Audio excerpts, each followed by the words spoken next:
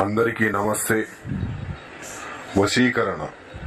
ఈ వశీకరణ ప్రయోగం ఎవరి మీద ఉపయోగిస్తారు అంటే భార్యాభర్తలు విడిపోయినప్పుడు, అలాగే ప్రేమికులు విడిపోయినప్పుడు, అలాగే మీ శత్రువులు మిమ్మల్ని బాధ పెట్టినప్పుడు, అలాగే మీరు కోరుకున్న వ్యక్తి, మీరు కోరుకున్న వారిని ఎవరినైనా సరే మీ చెప్పు చేతుల్లో ఉంచుకోవడానికి, అలాగే మీరు చెప్పిందే వినేటట్టుగా చేసుకోవచ్చు.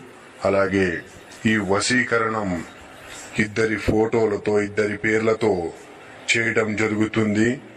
అలాగే మీ ఇంట్లో పిల్లలతో సమస్యలున్నా, అత్తామామలతో సమస్యలున్నా, మీకు ఎటువంటి సమస్యలున్నా కానీ పరిష్కారం అనేది తప్పకుండా లభిస్తుంది.